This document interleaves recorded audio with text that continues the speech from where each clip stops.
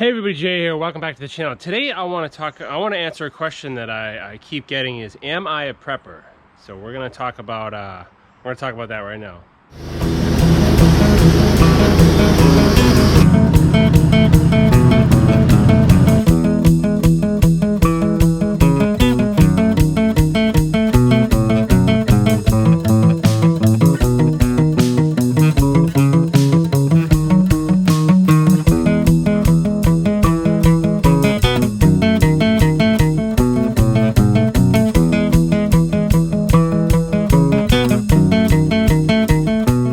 If you like that intro, I invite you to subscribe to the channel here. We do a ton on the homestead. I just wanted to make this quick little talking point video, and I promise I'll keep it under 5 minutes, but I keep getting the question of, are you a prepper?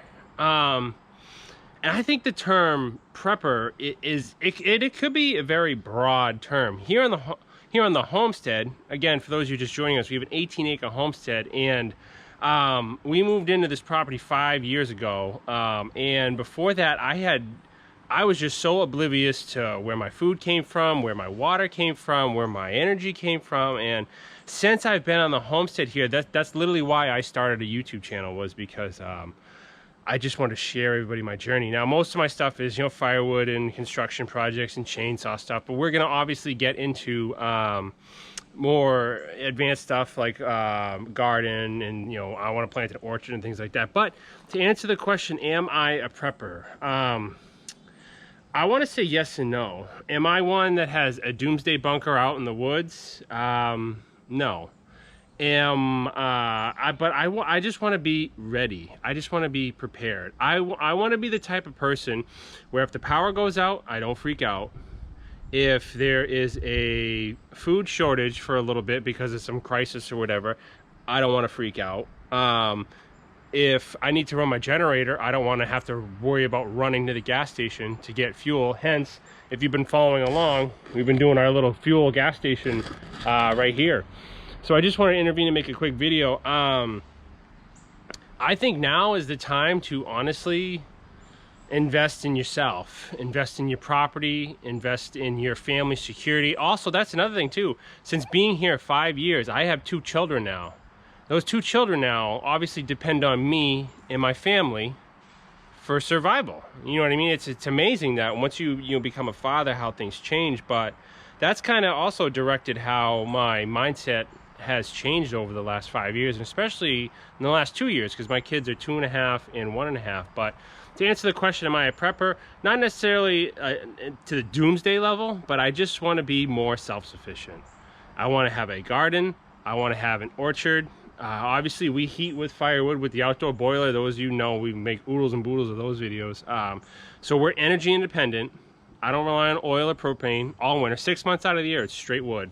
So we got that aspect covered. I do want to do more growing, more crops, more veggies, potatoes, carrots, your standard garden. I do want to plant an orchard, and I know it's going to take a while, but we have an excavator coming, and I want to clear a patch out in the woods and put an orchard out there, maybe a few trees close to the house. But I've always loved apple orchards. Why wouldn't you plant a fruit-bearing tree on your property?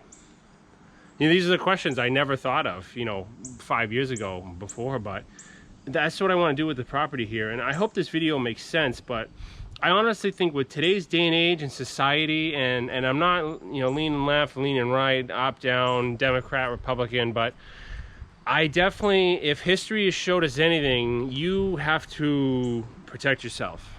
You have to invest in yourself. The cavalry will probably not be coming over the hill.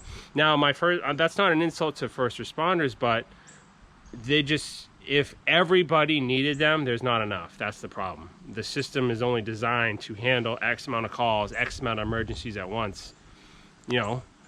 Open a history book for the most part if you want to realize how fragile the system is. And I think with COVID,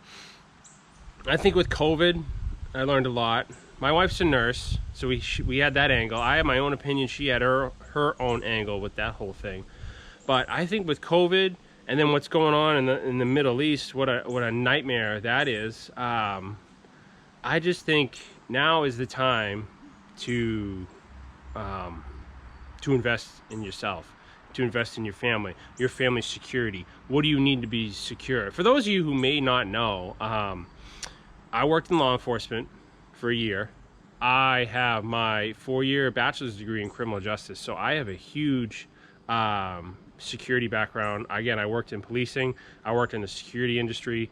Now I'm more of a mechanic, but I tell you, security is definitely underrated, and it's becoming a forefront now. Most people didn't really think of it, within the last probably decade, but I think being more independent, being able to survive on your own, that's kind of where I'm leaning to offset the need, not to be completely off grid. That is a full 80-hour job in itself a week, to be fully, off grid, probably even more than 80 hours. But I just want to be a little bit more prepared, a little bit more responsible for my own actions. A few things we got covered, like the heat and the wood in the wintertime. Again, that machine pending electricity, you need electricity to run it, so there's pros and cons. But I keep getting asked a question because people getting these prepper vibes from my last few videos with fuel storage and